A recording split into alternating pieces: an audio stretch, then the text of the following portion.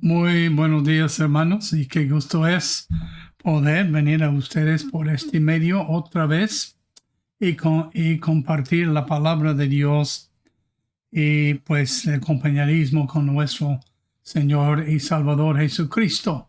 Esperamos que Dios esté bendiciendo en los cultos y la iglesia y la familia hoy. Ustedes siempre están en nuestras oraciones. Varias cosas que quisiera tocar antes de que nosotros entremos en la lección 3 de esta serie de lecciones que estamos trayendo. Primero, agradecemos a ustedes por su amor y su fidelidad y su apoyo en oración y sostén para el Seminario Bíblico Bautista. De veras, sin la cooperación y el amor de ustedes, la obra de Dios en este lugar que ha permanecido durante estos 70 años no habría sido posible. Muchas gracias, hermanos, y esperamos que sigan orando por el seminario, el personal, los alumnos, y que Dios siga bendiciendo para que podamos, para poder mantener la verdad sobre que nosotros hemos sido fundados en este seminario. También, hermanos, queremos recordarles que tenemos la apertura del nuevo año escolar, el 5 de septiembre. Estamos recibiendo los alumnos regresados de segundo y tercer año, pero a la vez estamos orando por 15 nuevos, por lo menos, que entren el nuevo año. Este año tenemos una lista de unos decía 15, digo 20 nuevos alumnos para este año. Tenemos una lista de unos 14 o 15 por cuales estamos orando. Pero si tiene jóvenes que Dios ha llamado en su iglesia, pues ya no posponga ahí en enviarles aquí al seminario para recibir su enseñanza. Sería una bendición poder recibirles y enseñarles, adiestrarles para el ministerio. No creo que puedes hallar mejor instituto y seminario que el Seminario Bíblico Bautista de Mante. Gozamos de maestros y profesores de experiencia de muchos años pastoreando, haciendo la obra de Dios en el ministerio aquí en México. Entonces también el posgrado comienza en septiembre si eres egresado del seminario y entonces si cumples con los requisitos, por favor, le invitamos que pues ya entre para recibir tu licenciatura en teología aquí en el seminario. Es en cooperación con la Universidad de Louisiana Baptist University, Universidad Bautista de Louisiana. Entonces nos otorgan el privilegio de prepararles y ellos nos mandan el diploma para los posgrados aquí, que es totalmente avalado y entonces sí, aceptado por en el mundo cristiano de universidades.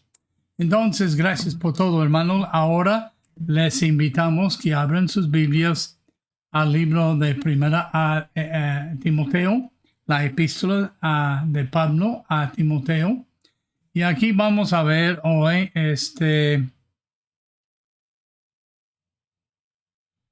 continuando nuestro estudio sobre el Seminario Bíblico Bautista de Timoteo. Entonces, recuerden en 1 Timoteo capítulo 3, 15, Dios nos revela el propósito por qué Pablo está escribiendo, inspirado por el Espíritu Santo, a Timoteo, en lugar de escribir este mensaje a las iglesias.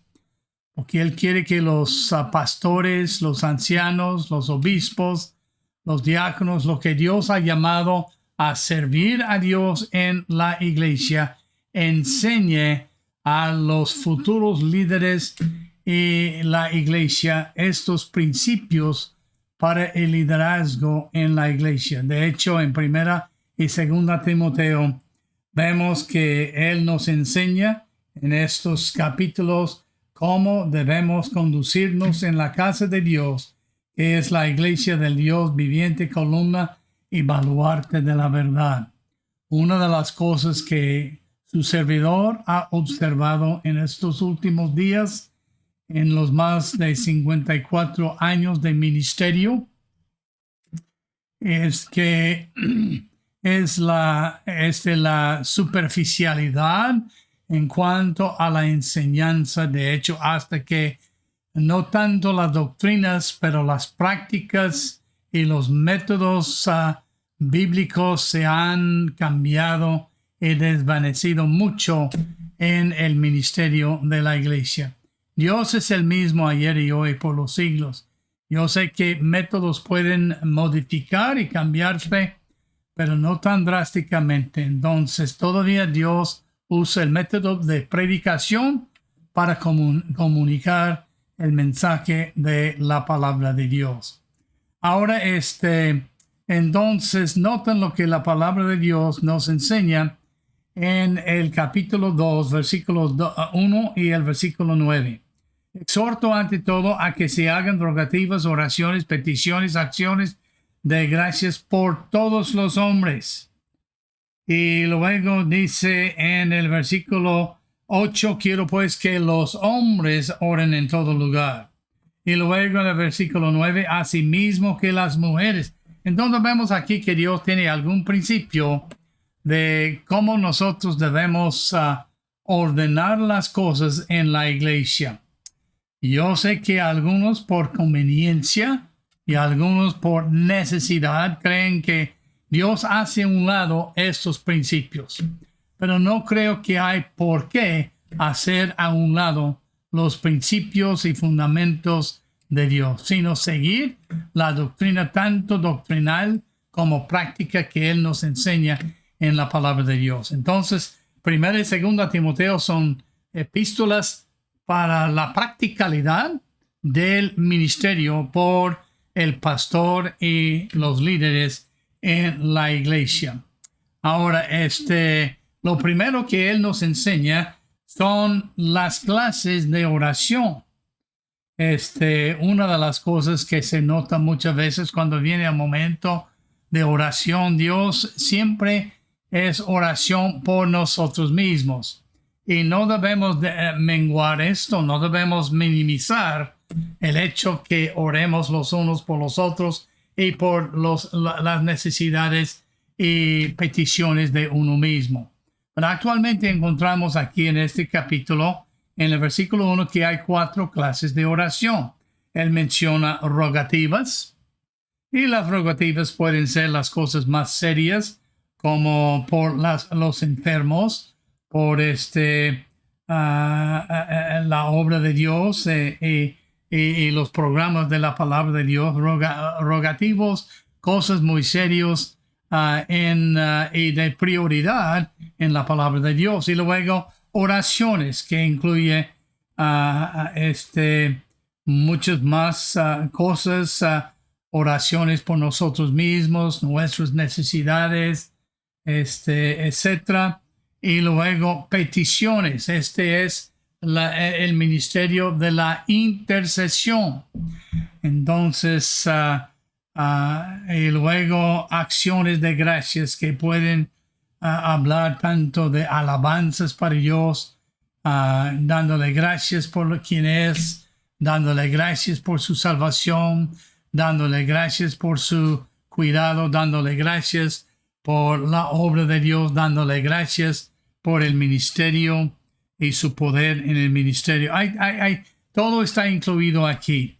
Y esas no están necesariamente en orden. Por ejemplo, creo que lo primero que debemos hacer es dar gracias a Dios y alabarle por quien es. Si uno nota de las oraciones de los profetas de nuestros antepasados, Daniel y también Moisés y también Salomón, ellos comenzaron con acciones de gracias y alabanza de Dios, dándole gracias por quien Él es.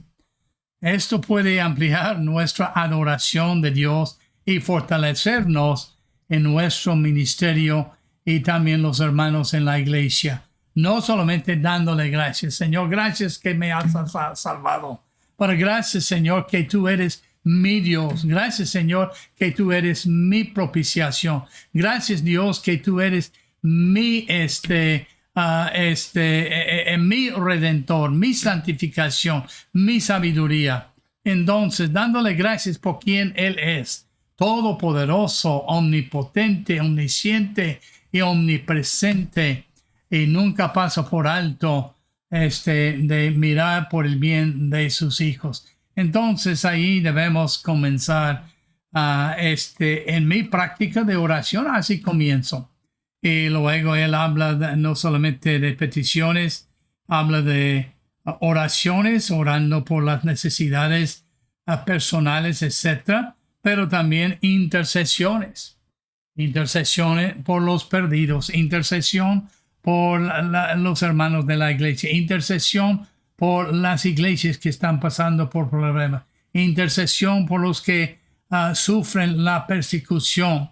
Yo escuché una persona que estaba diciendo, Señor, quiero que tú quites de nosotros todos los problemas que han venido sobre nosotros. Pero se te ha ocurrido que a veces Dios nos ha dejado esos problemas para nuestro bien, que a veces esos problemas y cosas que vienen en nuestras vidas, enfermedades, dolores y cosas que tenemos, Dios los permite para que en nuestra debilidad Él sea glorificado. Es lo que Dios enseñó a Pablo cuando Él oró que Él le quitara lo que le estorbaba en el ministerio. Y Él le dijo, Pablo, bástate, mi gracia te es suficiente porque estoy glorificado en tu debilidad.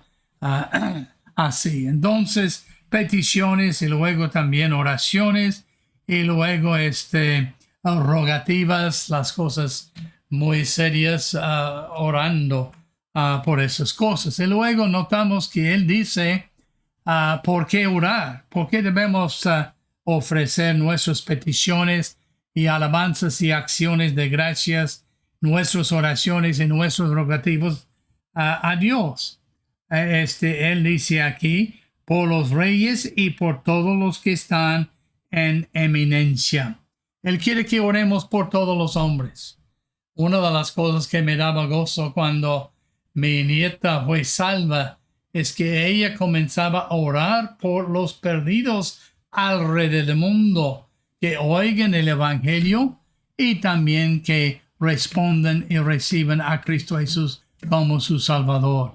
Personas que ella ni aún había conocido, estaba orando por ellos, para que vengan al conocimiento de la verdad.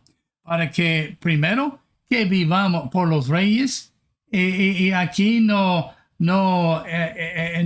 especifica si son reyes buenos o reyes malos. A lo mejor son malos porque no hemos estado orando por ellos.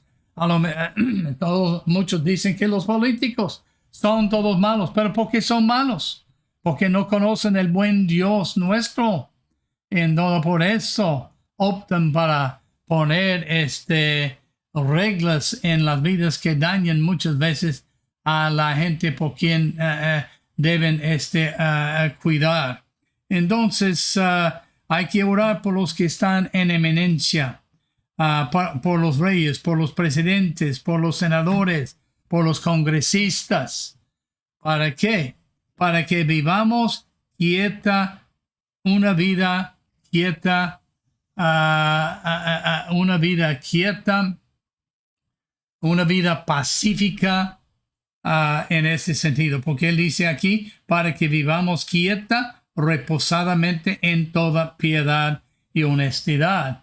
Entonces podemos gozarnos de una vida pacífica aún en medio de problemas, porque estamos enterados y conscientes que Dios está en control, y aún en medio de la tempestad, entonces estamos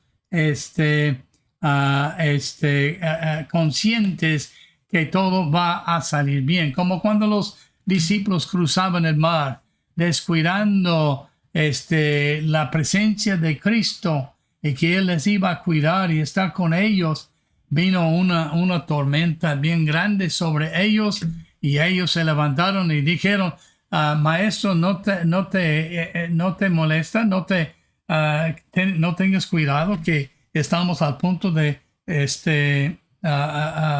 naufragar.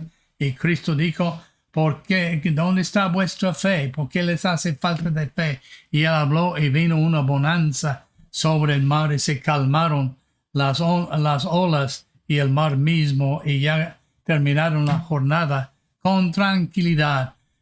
Podemos vivir vidas pacíficas, en paz los unos con los otros y paz con nuestras naciones, igual como en los días de Salomón y otros reyes buenos durante el tiempo de los reyes de Israel. Para que vivamos una vida pacífica, porque es correcto, una vida santa y honesta. Es correcto que lo hagamos, hermanos. Es correcto que oremos para eso. Y luego para que los hombres vengan al conocimiento y de la verdad en el versículo 4. Es decir, para que los hombres sean salvos. Si queremos tener un mundo pacífico, un mundo correcto y ordenado, entonces los hombres tienen que volver sus corazones a Dios. Por eso la Biblia dice que cuando Él venga y elimina la maldad en el rapto, al final del rapto, en la batalla de Armagedón, establece su reino del milenio. Por 1000 años Él reinará con una vara de hierro, suprimiendo la maldad y dejando que los hombres operen bajo su reino de pacífica y correcta aquí. Pero el hombre, para gozarse de esto, tiene que venir a la salvación. Entonces debemos orar para que haya una vida pacífica en nuestra nación, en nuestra iglesia, en nuestras familias. Debemos orar porque es correcto y debemos orar para que la gente que no conoce a Cristo estén salvos, particularmente nuestros líderes y los que están en eminencia, y luego todos los hombres que vengan al conocimiento y la verdad del Señor. Pero luego el objeto de la salvación se nota en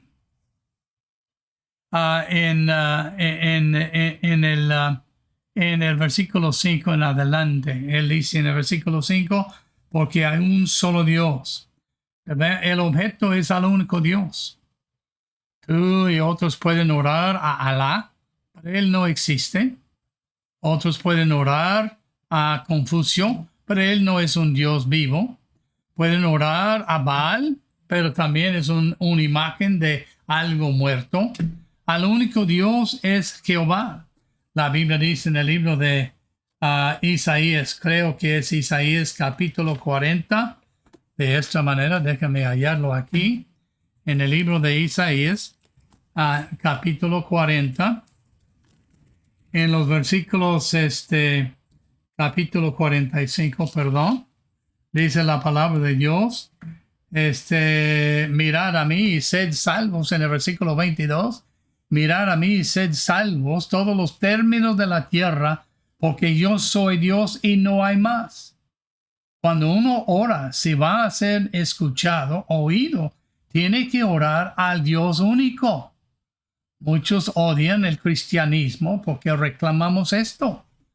Lo reclamamos porque Dios lo dice. Su escritura lo dice. Es Dios, Dios. En Isaías 45 y 1 Timoteo capítulo 12 al único Dios en el versículo 6, 7, 8, 4, ese es ese Dios que hizo y formó el mundo y luego hizo todo antes de formar al hombre y puso en él su propio aliento y el hombre vino a ser un ser viviente delante de Dios. Él dice, mirad a mí y sed salvos todos los términos de la tierra, porque yo soy Dios y no hay más. Por mí mismo hice juramento, de mi boca salió palabra en justicia, no será revocada, que a mí se doblará toda rodilla y jurará toda lengua y se dirá de mí ciertamente en Jehová está la justicia, la fuerza, a él vendrán, y todos los que contra él se enardecen serán avergonzados. En Jehová será justificada y se gloriará toda la descendencia de Israel. Entonces el objeto de oración es al único Dios. Por eso lo pedimos en el nombre de Cristo, invocando el nombre de Dios. Y luego él dice en nuestro texto aquí, en el capítulo 2, el versículo 6, el versículo 5, dice, porque hay un solo Dios, y luego dice, un solo mediador. Yo puedo interceder por ti, pero no soy mediador. No soy el mediador que Dios ha designado. Nosotros tenemos que acercarnos a ese mediador, como él dice en Hebreos capítulo 10, el versículo 19. Así que, hermanos, teniendo libertad para entrar en el lugar santísimo por la sangre de Jesucristo. Ahora, como cristianos, puesto que Cristo rompió el velo y está en el cielo a la diestra de Dios sentado en su trono, tú y yo que conocemos a Cristo podemos entrar en su mera presencia por medio de Jesucristo. La Biblia dice aquí en nuestro texto, porque hay un solo Dios y un solo mediador entre Dios y los hombres. ¿Y quién es? Jesucristo, hombre, que se dio a sí mismo en rescate por todos, de lo cual se dio a sí mismo en testimonio a su debido tiempo. Entonces debemos venir en nuestras oraciones al único Dios, al único mediador y al único Salvador. La Biblia dice que aquí, que él, Jesucristo hombre, el cual se dio a sí mismo en rescate por todos, de lo cual se dio testimonio a su debido tiempo. Tenemos que venir a él, que vino para buscar y salvar lo que se había perdido. Venir a él, que es nuestro Salvador, y que nos ha dado el único mensaje para salvación. Nota lo que él dice en el versículo 7 de esta manera. Para esto yo fui constituido predicador y apóstol, digo verdad en Cristo, no miento, y maestro de los gentiles en fe y en verdad. Entonces, el objeto de oración es el único Dios, el único mediador, al único Salvador, con el único mensaje de salvación. Pablo dijo, no me avergüenzo del evangelio porque es poder de Dios para salvación. Y en el capítulo 15 de 1 Corintios, él nos descifra y desarrolla el mensaje de salvación que habla de la muerte de Cristo por todos nosotros que somos pecadores, cargando en sí mismo nuestros pecados en su cuerpo y muriendo como un sacrificio vicario por nosotros. Y luego siendo sepultado. Y la Biblia dice, tan lejos que es el oeste del oriente, así Dios ha sepultado y alejado nuestros pecados de su presencia. Los ha echado en el más profundo del mar. Entonces, y ya no recuerda más los pecados de los que hemos venido delante de Dios. Yo no sé por qué muchas veces tenemos psicólogos, aún cristianos dicen que tenemos que volver a ver quién hemos ofendido en el pasado y confesarlo a los que hemos ofendido cuando ya hemos sido perdonados y esas cosas se han olvidado de parte de Dios. No debemos resucitar estas cosas a nuestras vidas, dejarlos donde Dios los puso, tan lejos del occidente, del oriente y en el lugar más profundo del mar. Y nos ha dado este mensaje del evangelio, que Él no solamente murió por nuestros pecados y fue sepultado, pero resucitó. Y Cristo dijo, porque yo vivo, también vosotros resucitarán.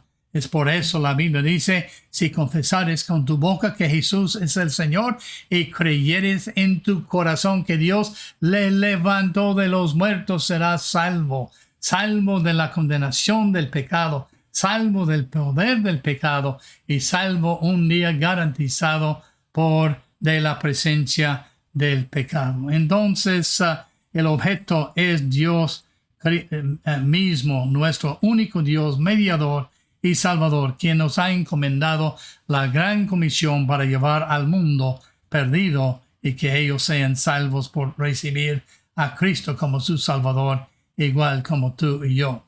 Pero luego notan el modo de oración. Dice en el versículo 9, asimismo que las mujeres se atavíen de ropa decorosa con pudor y modestia, no con peinado ostentoso, ni oro, ni perlas, ni vestidos costosos. Ahora, Pablo aquí no está diciendo que la mujer no debe tener una buena presentación, pero no debe la prioridad en el ministerio, particularmente en la iglesia. Que dice en el versículo 8, él quiere que los hombres oremos en todo lugar. Está hablando respecto a la mujer, pero luego en la iglesia tiene el lugar de la mujer, tanto los hombres como las mujeres. Vivimos en un día cuando parece todo es unisex, es decir, lo que encaja para el hombre encaja para la mujer. Pero vamos a notar que en la iglesia, y no vamos a entrar en profundidad en esto hoy, Dios tiene un lugar para los hombres y tiene un lugar para las mujeres.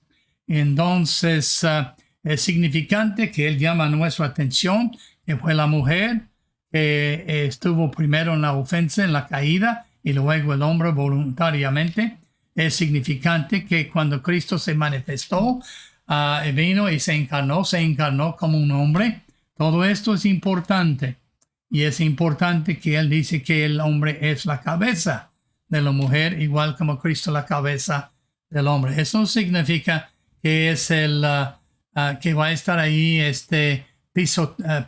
pisoteando a la mujer, porque tampoco Cristo lo hace. Él disciplina o corrige la iglesia, y es para el hombre en el hogar, llevar el hogar adelante, y que la mujer le apoye en esto, porque fue creada como un apoyo, un ayuda idóneo al hombre, no como el jefe del hombre. Ya vivimos en el día cuando otros pueden ser lo que quieren. Si una mujer quiere ser un hombre, puede serlo, o viceversa. Un hombre quiere ser una mujer, puede ser. Para la Biblia dice, desde en el principio Dios los creó hombre y mujer. Y Él ahora está hablando en la iglesia, hay hombres y mujeres. Uno dice, ¿pero qué hacemos con este versículo? Que en la iglesia no hay ni judío, ni gentil, ni hombre, ni mujer. Está hablando de nuestra relación con Cristo. Dios no distingue que si eres mujer, que hay cierto plan para ti, y un plan diferente para el hombre, y un plan diferente para el judío, y otro plan para el gentil. Es el mismo plan de salvación. Por gracia sois salvos por medio de la fe, y esto no de vosotros. Uno puede tomar la Biblia y torcer las escrituras para forzarla a decir lo que tú quieras. Entonces, hasta que uno puede probar en la Biblia que no hay Dios. Porque Proverbios 14:1 dice, no hay Dios, pero hay que ponerlo en contexto. El necio ha dicho, no hay Dios. Dios no lo ha dicho. Él dijo, yo soy Jehová, y fuera de mí no hay otro Dios, además yo. Entonces, aquí vemos todo esto. Los hombres y las mujeres. Noten ahora al único Dios, el modo de oración. Primero, Él nos enseña en el versículo 9 cómo la mujer se debe servir en la iglesia. En el versículo 8, en el versículo 9, Él dice a sí mismo, dándonos a entender que lo que Él enseña aquí aplica a la mujer, aplica al hombre.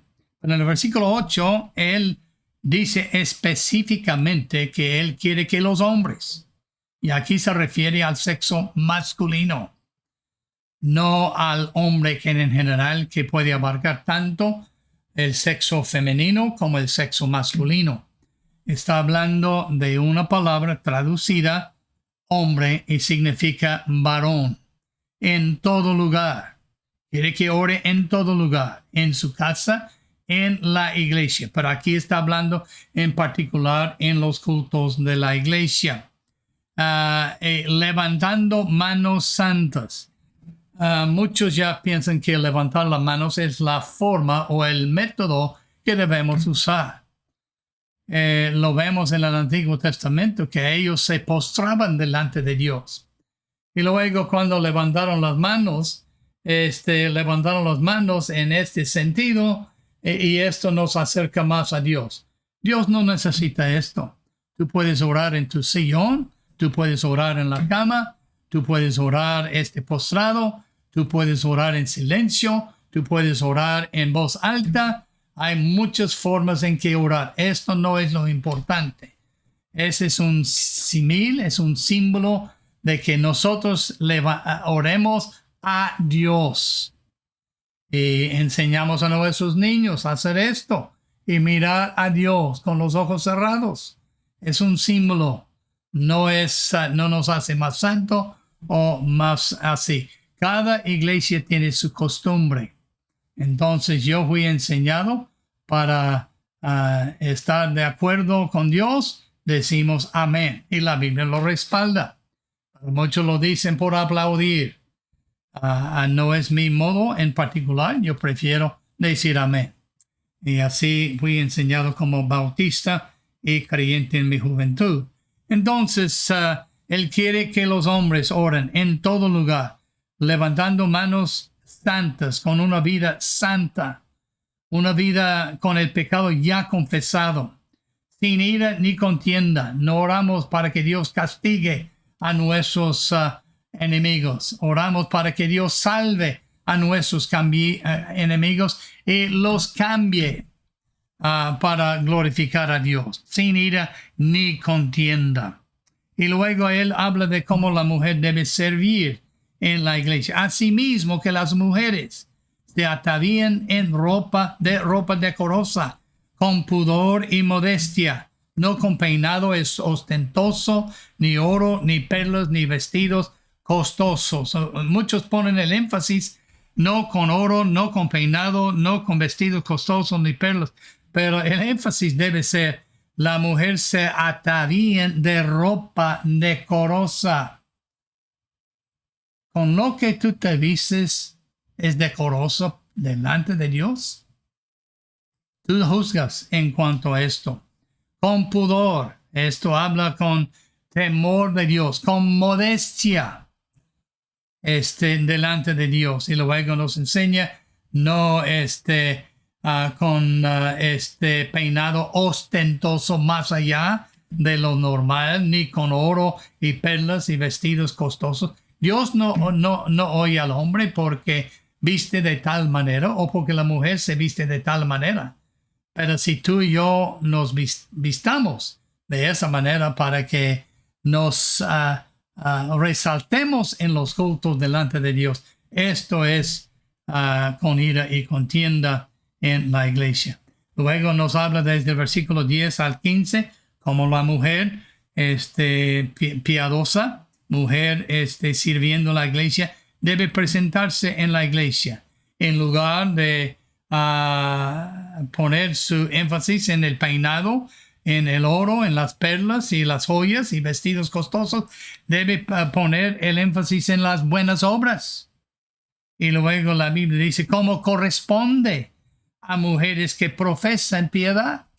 Si tú profesas piedad, vístete de piedad. Si tú profesas piedad, sirve con piedad. Eso significa con santidad, con buenas obras. Esto aplica también al hombre en este caso. Vemos que en el Antiguo Testamento Dios tenía una manera que los sacerdotes, los líderes deberían de vestirse en el templo. No escandalosamente, para algo que les, porque ellos iban delante de Dios, en presencia de Dios, intercediendo por el pueblo de Dios. Y así el pastor y los obreros lo hacemos. Y luego debe presentarse con sujeción. La Biblia dice en Efesios 5, hablando de tanto la mujer como el hombre, sujetados los unos a los otros, y más que nada sujetarse a Dios. Eso dice que la mujer aprende en silencio, con toda sujeción, con respeto en el versículo 12, porque no permito a la mujer enseñar ni ejercer dominio sobre el hombre, sino estar en silencio. No está diciendo que no puede enseñar, no está diciendo que no puede dirigir la música, no está diciendo que no puede desarrollar y enseñar la escritura, pero en su enseñanza no es permitido que ella ejerza autoridad o dominio sobre el hombre, sino estar en silencio. Tampoco está hablando de sesiones de negocios, que no puede hablar. La mujer tiene mucha sabiduría. Recuerda que ella fue formada para ser ayuda idónea de Dios. Y entonces, con respeto, porque no permito a la mujer enseñar ni ejercer dominio sobre el hombre, sino estar en silencio, porque Adán fue formado primero, después Eva. No fue formada inmediatamente. La formó completa. Una mujer bella, atractiva, una ayuda idónea con Abraham, con Adán. Cuando formó a Adán, le formó completo, igual como él formó el mundo. Y luego en 6 días puso ahí toda la preparación que él quería para que el hombre habitara y cuidara y cultivara la tierra. Con razón el mundo parece millones y billones de años de edad. Dios la creó ya madura, en este caso, igual como el hombre. Porque Adán fue formado primero, después Eva. Y Adán no fue engañado, sino que la mujer, siendo engañada, incurrió en transgresión. Debe entonces presentarse en la iglesia con buenas obras, piedad, santidad, es decir, sujeción a Cristo en particular, respeto por su posición en la iglesia, con lo que Dios dice que sí puede hacer, lo que no puede hacer, y como una reflexión de Cristo en el versículo 15, pero se salvará engendrando hijos si permanecieren fe y amor y santificación con modestia. Santidad y modestia es un resultado del amor de Dios y nuestra fe en Cristo Jesús. Entonces, aquí él trata de cómo debe ser la oración pública en la iglesia, por quiénes y cómo debe de ser, y cómo debe comportarse tanto el hombre como la mujer en la iglesia, con buenas obras, piedad, santidad, sujeción a Cristo, respeto y reflexión de Cristo en sus vidas. Entonces, la pregunta ahora es esta. Cuando tú vas al templo, te presentas como la Biblia dice que tú y yo debemos presentarnos, con buenas obras, con santidad, una vida santa, sujetados a Cristo, respeto tanto por la mujer como por tus consiervos en Cristo, como una reflexión de Cristo.